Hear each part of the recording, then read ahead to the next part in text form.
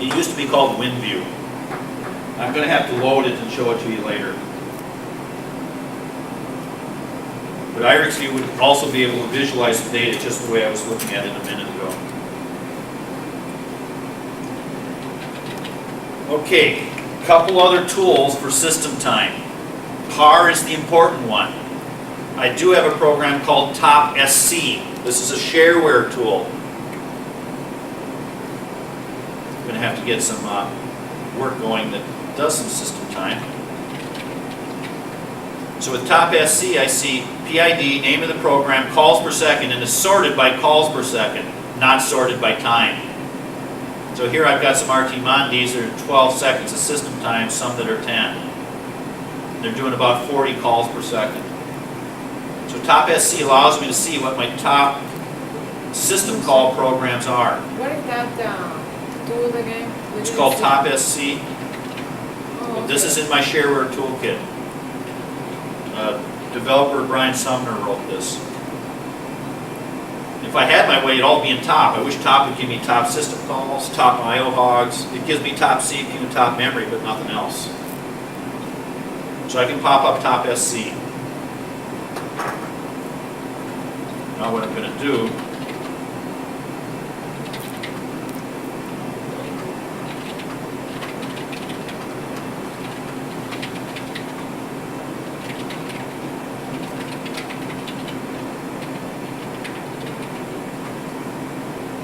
load up the system again. This time with like small memory, small CPU, big I/O. We're now starting to throttle back. Let's take a look at SAR. So we've been experiencing CPU and memory loads and some I/O loads, but I haven't actually thrown a heavy I/O load at the system yet. And the reason I'm doing this is because I see Top SC at the top of the list right now too. I'm waiting for codes to come in once they actually get through their compilation. Let's see if anything's coming back yet.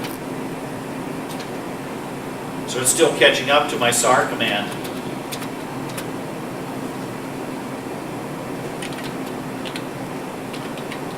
Break out of here. There's a code 203 that's starting to run, so they're now starting to get higher as the system time for them starts showing up. Finally, I got my output done. So now I'm still 60% user, but I've got wait I/O, and all of that wait I/O right now is on my file system buffer cache. Let me check SAR-W. I see no indication of swapping going on yet. SAR-Q.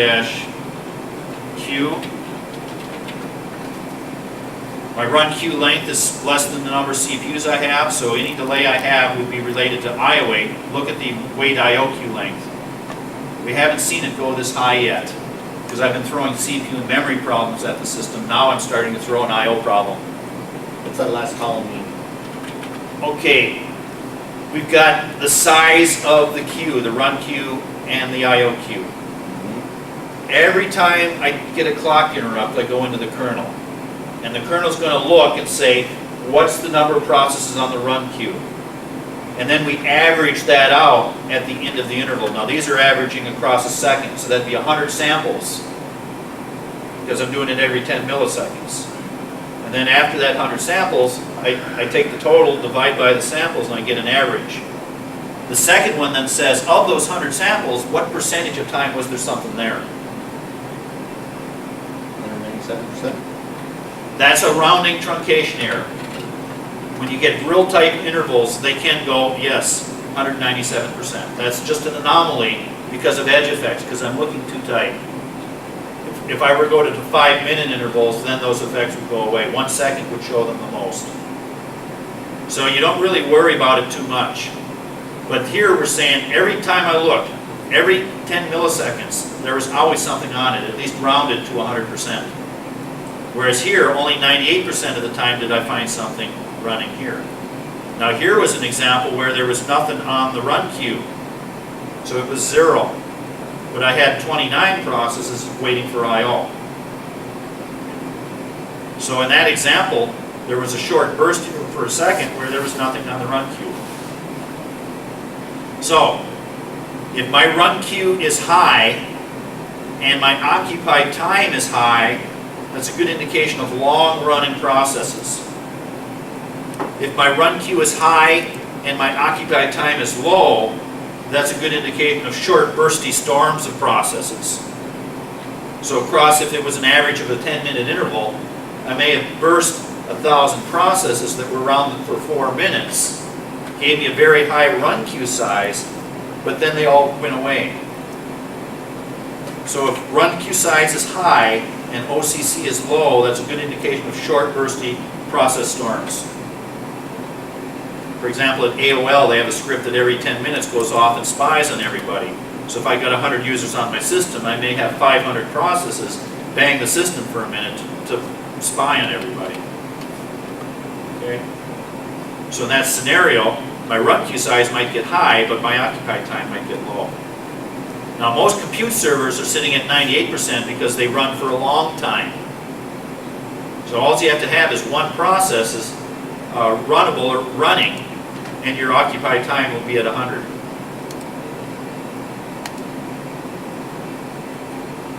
And I'm not sure if my codes are done yet. I got some code 2 MPs. There are some code 3 still running. 16 CPUs, no idle time, 65% user, 4% system time, and 29% wait time. Again, SAR-U shows that wait time is still all waiting on file system buffer cache. Now let me see if this is going to show up. PSEF, or EL, direct for code 3, and there's the buff lock that I was looking for. So that buff lock, every time I go through the process table, I'm saying 100% of the time, that buff lock is being visible. I tried to find that yesterday, and I only came up with BIO locks. There's one BIO. Was there one in there? There was one on that. Yeah. Yeah, there's a couple in here. And technically, the buff lock was supposed to be this one, and the BIO lock was supposed to be this one. So I had a run queue length, I'm sorry, a swap queue length. Where did it go to? Must have been a different window. Let me try it again. SAR-Q, 1 space 15, 14, oops. So I got 14 on the run queue, 27 or 28 on the wait IO queue. So PS-EL, direct for buff, and WC-L. Got 9. Let's try both buff and BIO.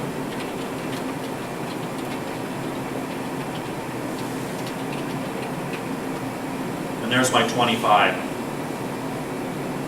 So this wait IO queue size is both the buff locks and the BIO locks.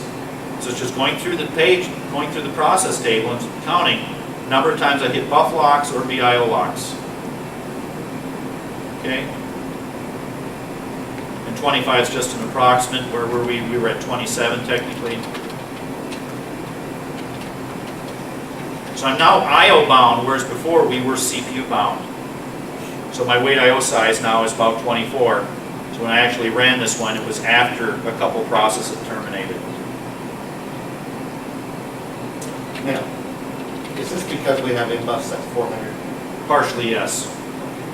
I've set nbuffs real small to artificially make this worse than it is. But even if I made nbuff as big as it could, I could just fire off more code 3s and still eventually get there. But you're right. Let's take a look at that now. With buff view, I can now see all of these applications running. So here's the name of the file, and here's the number of buffers they're presently using. So right now, out of my 400 buffers, 263 are being used by data. So I had to squeeze all my metadata out of cache to make room for my data. And notice that you've got things crashing or toggling in this list. Every time it refreshes, things are in a different order. That indicates that things are being squeezed out. So this file here was at 44. Now it's gone, or it's been squeezed down to 22. And other things went into cache. So we're bringing stuff into cache that's squeezing other things out. So these nbuffs, this is the total number of buffers. So of those 400 buffers, 111 are being used for that file that just went away. Now I'd like to up nbuff all the way first thing tomorrow, and then we'll run code 3 again and see how many buffers it really needs. And then if I know I want to run 100 code 3s and they take 500 apiece, then I've got a sizing question of how big should I set nbuff. And one other step I'm going to go here now with the F option, I can look at the busy buffers, saying who's holding the buffers.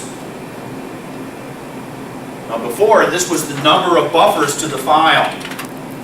Now it's the actual buffer header number, and look at all the busy buffers. I cannot free up a buffer that's busy.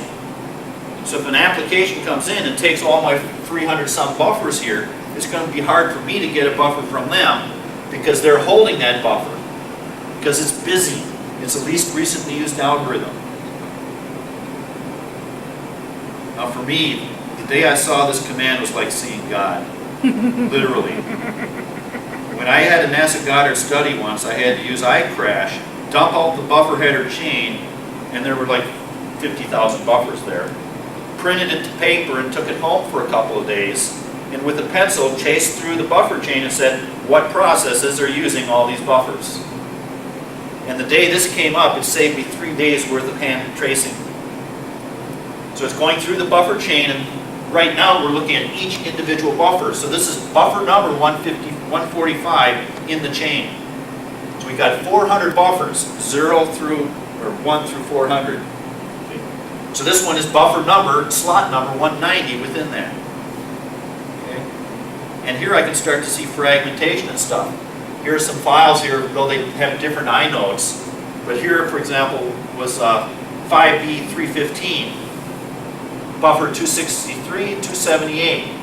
But if I had 10,000 buffers, I might be able to see where a file is fragmented and scattered throughout my buffer cache. Now, I'm going to come back later. We're just responding to the load situation that I have right now. And the reason I threw this at the system, because now I'm doing I/O. So what I've done in the last hour now is shift away from CPU service time, and I've shifted away from system time, and now we're on I/O waits. So I had user, I had system, and now I'm starting to look at I/O waits. But the system has been driving the I/O wait. Just a little FYI, gross view shows I/O on here now, the blue, Yeah. which is PIO. Right. Yeah. It's showing that. It's not showing any swap at all. Let's see. Anything. And these were 3 meg in size, so I was hoping that I wouldn't get that far. So let's see SAR 1 space 15. So all I'm seeing is wait FS here.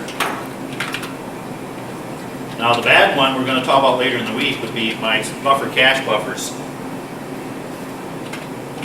Not too bad actually. Logical reads 27,000. I only had to go to disk 5,000 of the times. 79% of the things were satisfied out of cache. Ooh, look at here.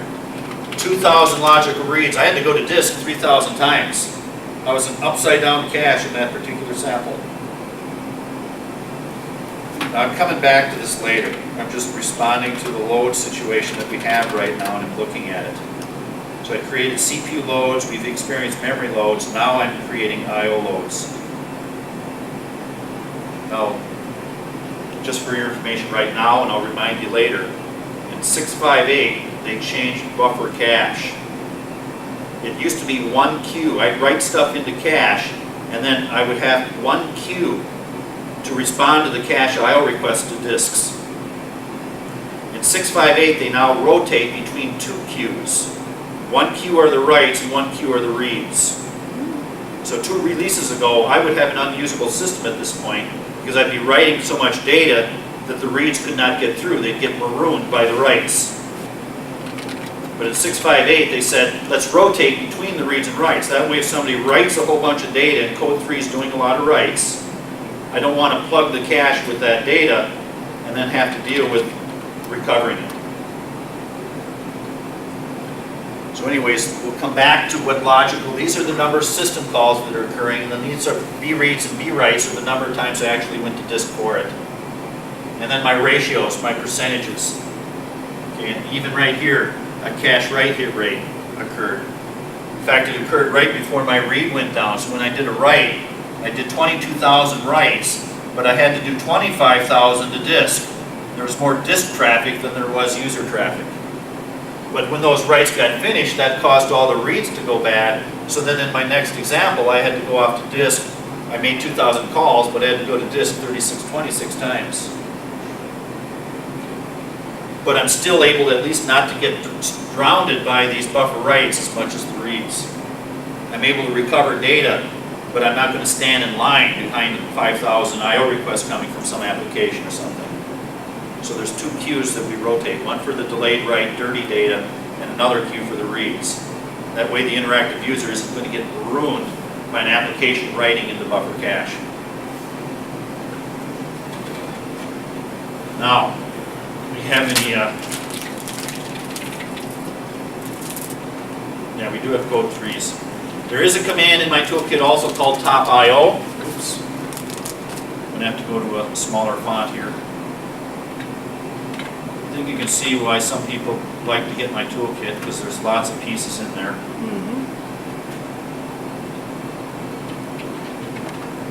Are you going to tell us where to start from? My home webpage, inside and outside the firewall. So on reality, DAW_Americas or www.tng. Or send me email. So with top IO, I see I've got 214 processes sleeping, 24 running, 4 that are stopped. And then I can see the PIDs, the name of the program, the user, calls per second. So I'm seeing 20, 30 writes per second, very few reads per second. Remember I said I was doing writing more than reading. And then I got the number of write megabytes per second and read megabytes per second. And then this is an approximate read or write size. Now if I have 3 or 4 files open, they may have different read and write sizes. This just averages them together. And this was the same data that's going into accounting data when we're done. So I can see that I'm typically writing 64 kbyte records and reading 128 kbyte records. Okay, so I'm writing lots of little records. Those 65K isn't that bad. And I'm reading 128 kbyte records.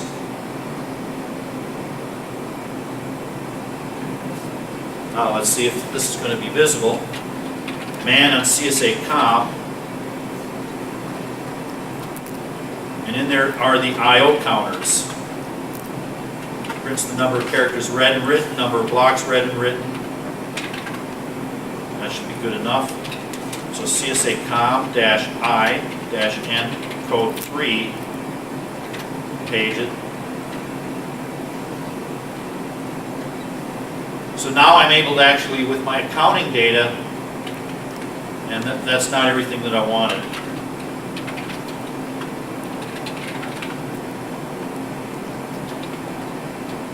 The I gave me one, but I also want to know the system calls.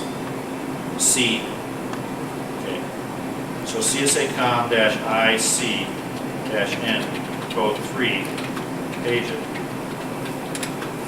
So what I'm doing right now is profiling my application and looking at my code 3s. So I see that I'm moving, where shall I put it? Just put it over here.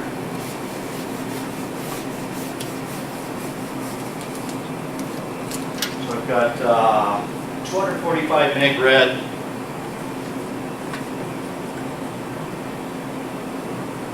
Whatever. Writes 123 meg.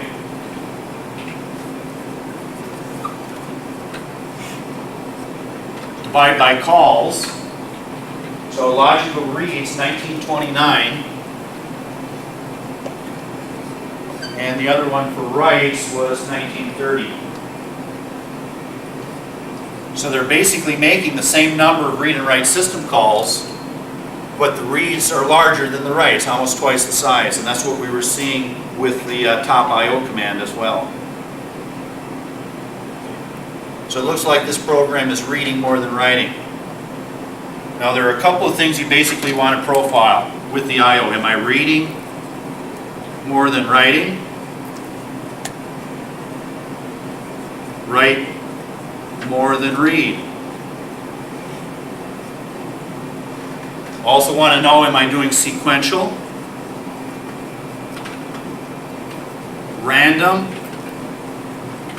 or what's called LIO or list IO, where I fire off a stream of gather scatter IO requests.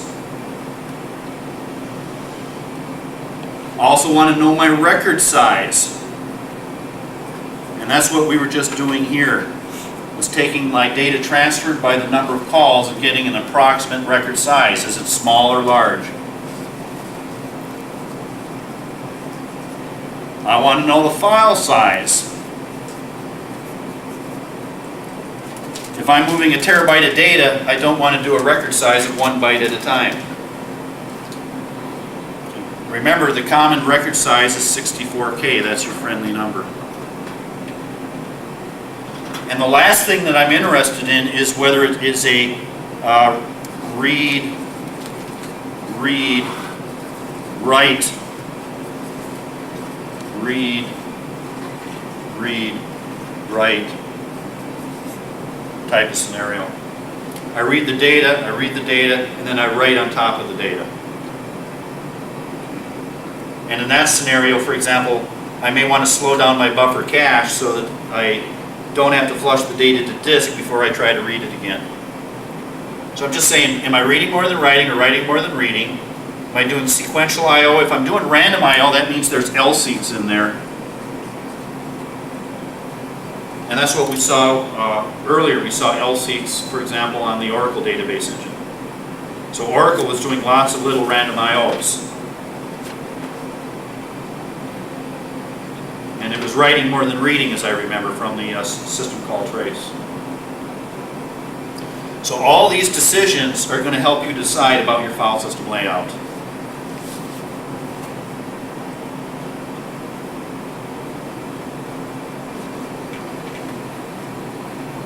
So I'm just taking number of characters transferred. I'm reading more than writing. We haven't looked at code 1. We're just looking at code 3 right now. And let's see if they're still running. Looks like they are.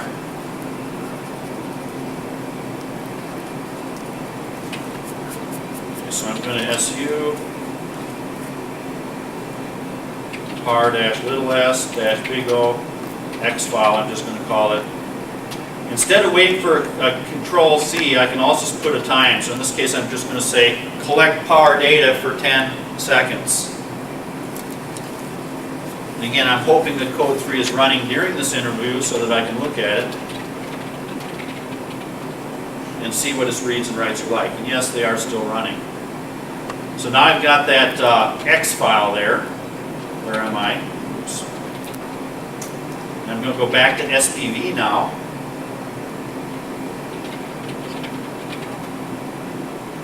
And change the setup display to look at that that PA file, that PAR file.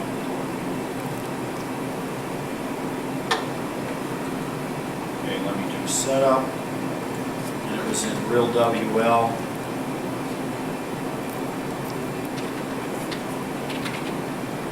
/X file. And now I'm going to take, since reads were more than writes, let me just do the pie chart first. So I had 9,460 calls split between reads, writes, opens, closes, IOCTL, sysmp. But when I look at the actual system time going on the machine, it was reads, writes, and selects. Over half my system time right now are writes. So the writes are dominating my system time. And then to actually, since I'm interested in writes, let me just look at the write request sizes. And up there we had writes that were smaller. They were 64 kbyte for writes versus the 128 kbyte for reads that were going on.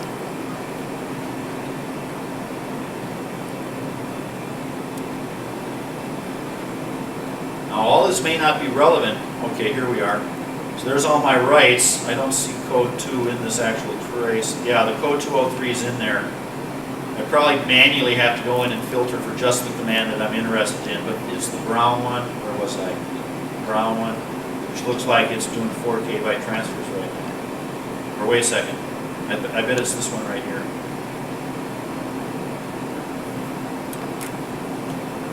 So that looks like a 16486, 16 kbyte transfer. But most of the other stuff that's going on is under 4K. Let me see what the reads look like.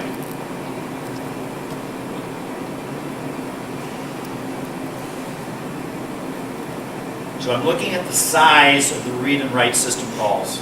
Am I doing small record sizes or large record sizes? Right now it looks like I'm doing small record sizes, which seemed counterproductive, by the way, to what we saw before, because we were seeing 64K and 128K by record sizes with top I/O and stuff.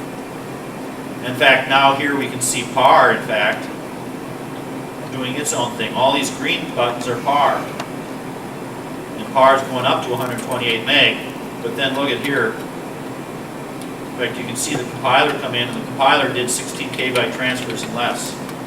So except for one code 203 sitting out here, all the other applications appear to be down. This looks like code 203 at 16 kbyte.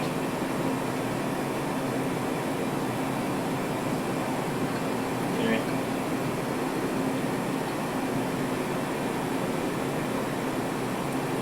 So using SPV, you can at least get an approximate size of the records along with top I/O. Break out of here. Not able to get my system time up as much as I want.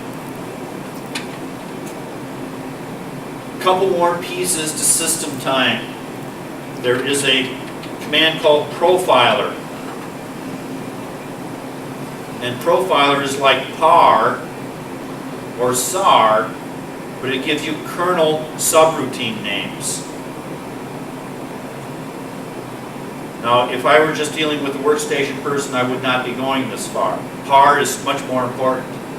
The stuff that's visible here gives me subroutine names that means nothing to most people, unless you've got source code access.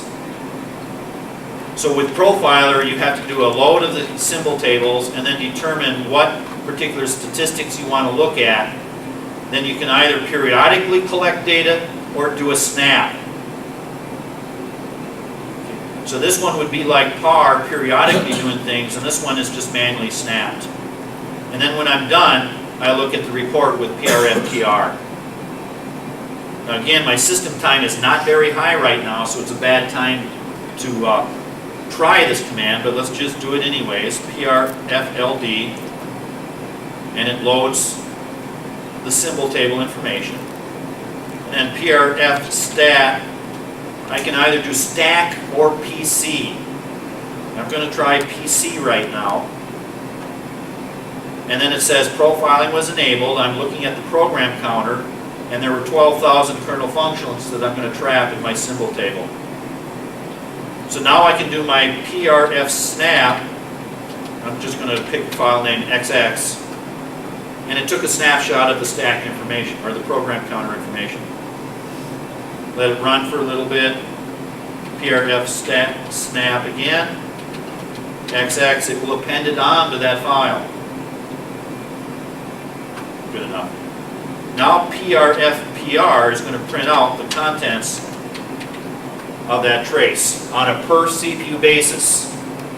So I don't have a whole lot here because I was CPU bound. Not a whole lot of system time, like I said before. So for each CPU, I see user code running. Here was a CPU that actually did a compare and swap int 64. But other than that, every other CPU was bound doing actual CPU work. So it was a bad time interval to pick to demonstrate that command. Everything just finished. Okay. User time's down, everything's down. I happened to catch it just at the end. No, they just started up again. Okay, we got something going back again. QStat-A, we got top. Those are the code 2MPs that must be part of what I was doing before. Kill all code 2MP.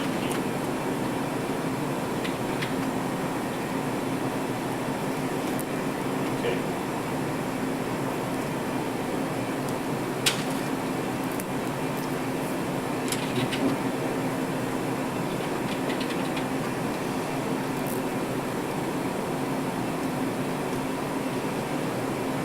There is another command that is in my toolkit and in a no-ship distribution that is a curses version of Profiler.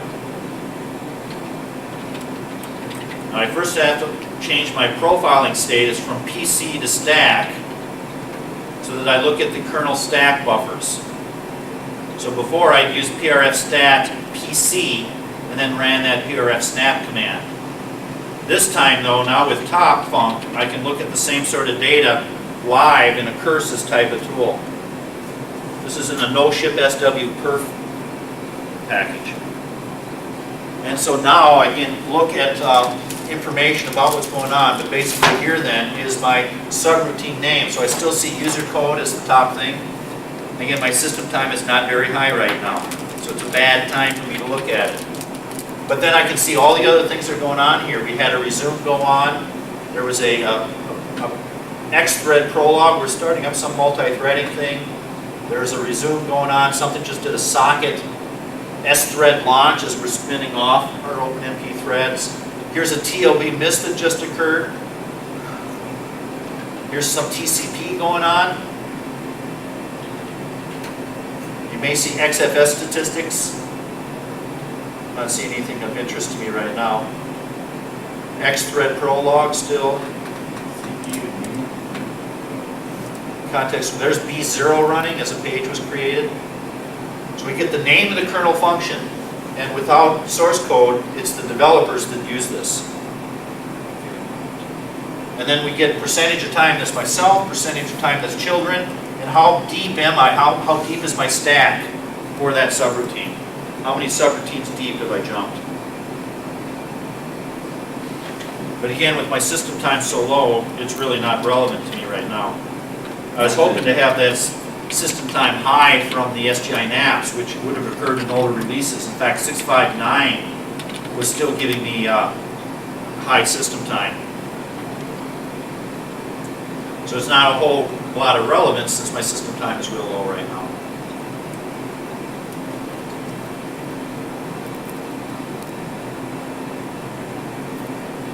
Let's see something else. EL.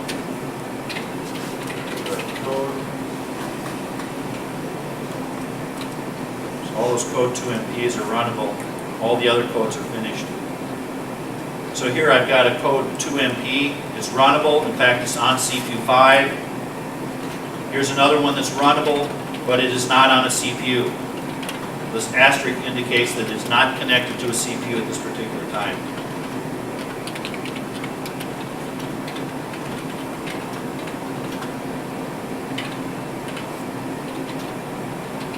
And let me pop up SPV again here.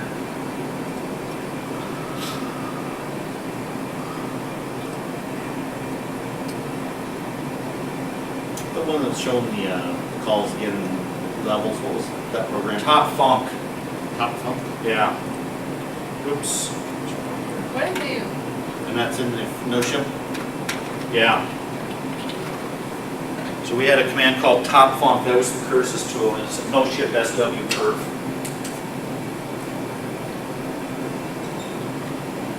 It's in my toolkit as well, so you don't have to get the no-ship package. But there's one called Top Funk. There's also a command in there called Top Weight. And also one called LockStat for lock statistics. So these are three no-ship tools that are more useful to the developers because of the information, what do you do with the information. If you don't know lock names, Top Weight doesn't help you. If you don't know subroutines, the other stuff doesn't help you. But you had a question? Oh yeah, what's the command that gives you the PS that gives you the lock number? L. Oh, it's L. Okay. L for long. So I was doing PSEL and then looking for different lock names. Okay. And what I'm just going to do right now is look at today's data. So today's the 18th. And now if I go under SAR, I'm going to take a look at my CPU utilization for today so far. And here's the runs that we've been doing. So this was early in the morning. We don't care about that one, but these are the runs we're doing. And we're not getting a whole lot of IO8 in here because we are able to stack up the CPUs. If the CPUs are 100% busy, then you don't see the IO8. But here we can see a little bit of the IO8.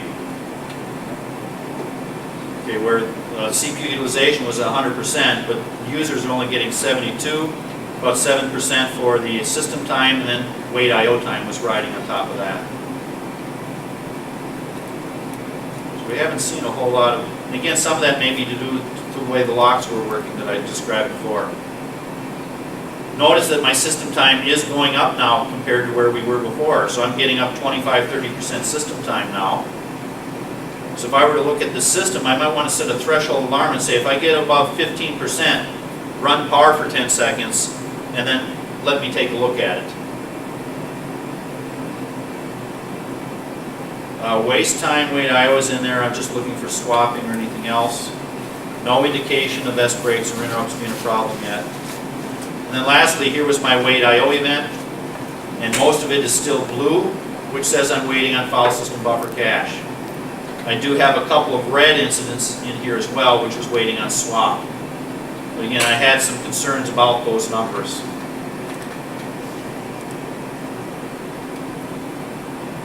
I'm going to take a look at memory. And so far today, we've been fairly fine with memory. There were 2 times today where I actually had the workload go up to full memory utilization. And notice now, this is going to be very important. My kernel is very, very small in memory. This is where NBUF, when I up NBUF and throw the same IO workload at the system, is going to get much bigger.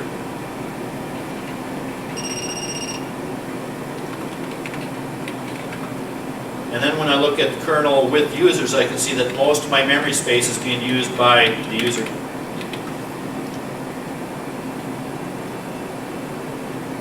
Now, yesterday this didn't work. Let me see if it works today.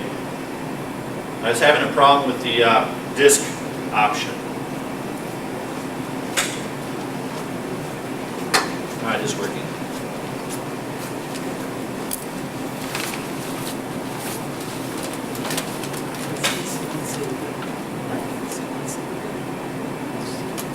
Actually, not too bad. Oh, no, there we're bad. That's not too bad either. Looking at my disk drives, and during the last events, we were getting disk drive wait times that were in the 1 second range. But I've been out to sites and found 5 minutes worth of disk IO wait time. We've been so far experiencing 1 second delays on disk. Not too bad. But I can go to NRL or Novel or some of these big sites where I can find 5-minute waits on a single IO request. Locks read, written, number of requests, queue length, and finally busy. Notice during that last event, we had one drive that was very busy, and it looks like it was S6D3. Let's see if I can find out what S6D3 is.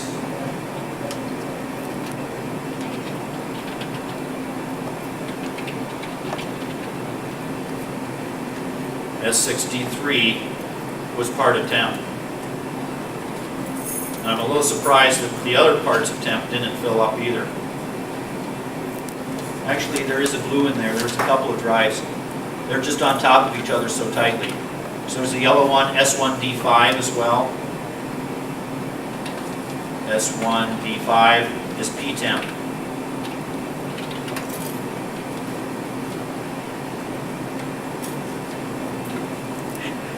So I'm going to shift mode here, got about 45 minutes. We're done with the application chapter at this point, and I want to start the file system chapter. Change tapes? Sure, that's a good plan.